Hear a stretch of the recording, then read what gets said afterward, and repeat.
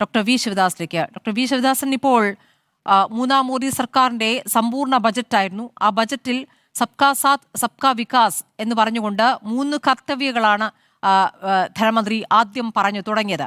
അതിൽ സാമ്പത്തിക വളർച്ച, ജനത്തിന്റെ പങ്കാളിത്തത്തോടു കൂടിയുള്ള വളർച്ച, എല്ലാ വിഭാഗത്തെയും ഉൾപ്പെടുത്തുന്ന വളർച്ച എന്നുള്ളതാണ്. അങ്ങനെ എല്ലാ വിഭാഗത്തെയും ഉൾപ്പെടുത്തുമ്പോൾ കേരളം എന്ന സംസ്ഥാനം തഴയപ്പെടുകയാണോ? ആശക്ക് ഒരു വകയുമില്ലാത്ത ബജറ്റ് എന്ന് ഒറ്റ വാക്കിൽ പറയാം ഈ ബജറ്റിന്. ആശാ വർക്കർമാരുടെ പേര് പരിഗണിച്ചില്ല, അവരെ ചേർത്ത് നിർത്തിയില്ല എന്നുള്ളത് കൊണ്ട് മാത്രമല്ല, അംഗനവാടി വർക്കർമാരെയും അതുപോലെ നമ്മുടെ ഉച്ചഭക്ഷണ പാചക തൊഴിലാളികളെയും കുറിച്ച് പരാമർശിച്ചില്ല എന്നുകൊണ്ട് മാത്രമല്ല, തൊഴിലാളികളെ ഒരു അർത്ഥത്തിലും പരിഗണിക്കാത്ത ബജറ്റ്, കൃഷിക്കാരെ പരിഗണിക്കാത്ത ബജറ്റ്. ഓരോന്നിനും നമുക്ക് ഉദാഹരണങ്ങൾ പറയാം. ഫസൽ ഭീമ യോജന പദ്ധതിക്ക് നീക്കിവച്ച തുകയിൽ വെട്ടിക്കുറവ് വരുത്തി. ആശാ വർക്കർമാർക്ക് അവരെ തൊഴിലാളികളായി അംഗീകരിച്ച് അവരുടെ ശമ്പളം അടിസ്ഥാന കൂലിയെങ്കിലും ഉറപ്പുവരുത്താൻ തയ്യാറായില്ല. അംഗനവാടി വർക്കർമാർക്ക് അവരുടെ വേതനം പ്രതിമാസം അവർ ജീവനക്കാരെ അംഗീകരിച്ച് അടിസ്ഥാന കൂലിയെങ്കിലും നൽകാൻ സന്നദ്ധമായില്ല. നമ്മുടെ മിഡ് ഡേ മീൽ വർക്കേഴ്സിന് സമാനമായ നിലയിൽ അവരെയും അംഗീകരിച്ചില്ല, അവർക്കും കൂലി വർദ്ധിപ്പിച്ചില്ല. ആരോഗ്യമേഖല എടുത്താൽ സ്വസ്ഥ ഭീമാ യോജന പ്രൊജക്റ്റിൽ പണം നീക്കിവെച്ചത് കുറക്കുകയാണ് ഉണ്ടായത് എന്നുള്ളത് കാണാൻ പറ്റും. കുറച്ചതിന്റെ തുക എത്രയെന്ന് വെച്ചാൽ അത് 2200 കോടിയിൽ നിന്ന് 2005 കോടിയാക്കിയിട്ടതിനെ മാറ്റി തീർത്തു.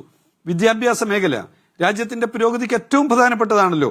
ഈ ഇന്ത്യ എന്നുള്ളത് നമ്മുടെ രാജ്യം, യുവാക്കളുള്ള വലിയ കഴിവുറ്റ വിദ്യാർത്ഥികളെ വാർത്തെടുക്കാൻ പറ്റുന്ന, ഭാവി ലോകത്തിന് മികച്ച കഴിവുറ്റ ഒരുപാട് ആളുകളെ സംഭാവന ചെയ്യാൻ പറ്റുന്ന വിദ്യാഭ്യാസ മേഖലയുടെ പുരോഗതി എന്നുള്ളത് സുപ്രധാനമാണെന്ന് നമുക്കറിയാം. പക്ഷേ ഈ ബജറ്റ് വിദ്യാഭ്യാസത്തിന് വേണ്ടി നീക്കിവച്ചിട്ടുള്ള തുക എന്നുള്ളത് ലോകത്തെ ഇന്ത്യ എന്ന വലിയ പാരമ്പര്യമുള്ള രാജ്യത്തെ അപമാനിക്കുന്നതിന് തുല്യമായിട്ടുള്ള ഒന്നാണ്. കേവലം 0.35% മാത്രമാണ് നമ്മുടെ വിദ്യാഭ്യാസത്തിന് വേണ്ടി മാറ്റിവെച്ചിട്ടുള്ളത്. ഇത് ദക്ഷിണാഫ്രിക്കക്ക് പുറകിലാണ്, അമേരിക്കക്കും ജർമ്മനിക്കും ഫ്രാൻസിനും മാത്രം പുറകിലല്ല, ബംഗ്ലാദേശിന്റെ പുറകിലാണ്. ഇത് ഈ നമ്മുടെ സമീപ രാജ്യങ്ങളുടെ, നമ്മുടെ അയൽവക്ക രാജ്യങ്ങളുടെ ഒക്കെ പുറകിലേക്ക് വിദ്യാഭ്യാസ മേഖലയിലെ വകയിരുത്തൽ മോദി സർക്കാർ മാറ്റിയിരിക്കുന്നു, കുറച്ചിരിക്കുന്നു. ദയനീയമായിട്ടുള്ള ചിത്രം. ആരോഗ്യ മേഖലയിൽ പുതിയ സ്ഥാപനങ്ങൾ ആരംഭിക്കുന്നതിന് വേണ്ടിയുള്ള ഇൻവെസ്റ്റ്മെന്റ് കൊണ്ടുവരാത്തതിന്റെ കാരണത്തെക്കുറിച്ച് നമുക്കറിയാം. BJP എന്ന പാർട്ടി അവരുടെ തെരഞ്ഞെടുപ്പിന് വേണ്ടി സംഭാവന വാങ്ങിയിട്ടുള്ളത് യശോദ ഗ്രൂപ്പിന്റെ കയ്യിൽ നിന്ന്, ഹോസ്പിറ്റൽ ഗ്രൂപ്പിന്റെ കയ്യിൽ നിന്ന് 100 കോടിയാണ്.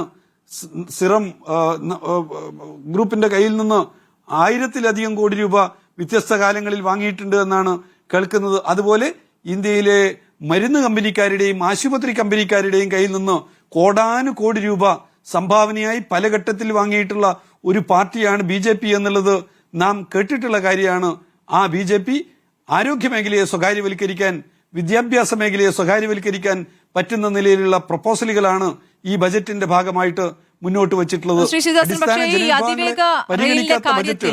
അതിവേഗ റെയിലിന്റെ കാര്യത്തിൽ കേന്ദ്രം തന്നെ ഇങ്ങോട്ട് താല്പര്യം പ്രകടിപ്പിച്ചു. അങ്ങനെ ഇവിടുന്ന് മുഖ്യമന്ത്രി പോയി അവിടെ സംസാരിക്കുന്നത് KV തോമസിന്റെ സഹായത്തോടു കൂടിയാണ്. ഇവിടുത്തെ റെയിൽവേയുടെ ചുമതലയുള്ള മന്ത്രി പോലും അറിയാതെ അങ്ങനെ ഒരു ഉറപ്പ് ലഭിച്ചു എന്നാണല്ലോ സംസ്ഥാന സർക്കാരും പറഞ്ഞിരുന്നത്.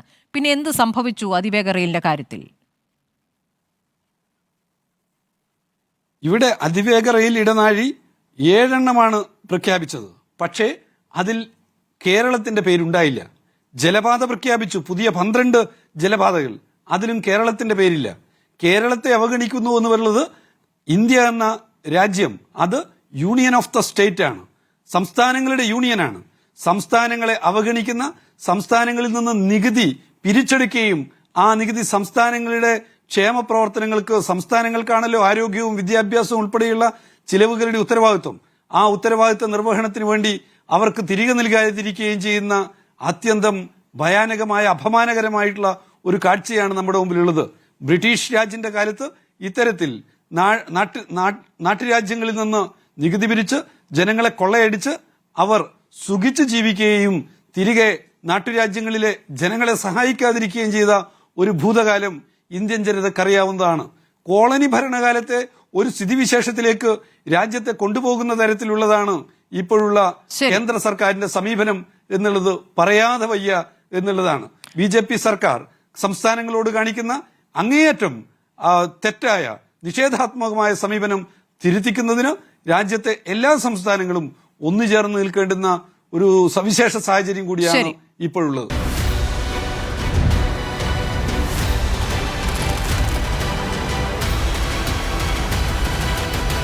ഡിബേറ്റ് വിത്ത് സ്മൃതി പരുത്തിക്കാട്.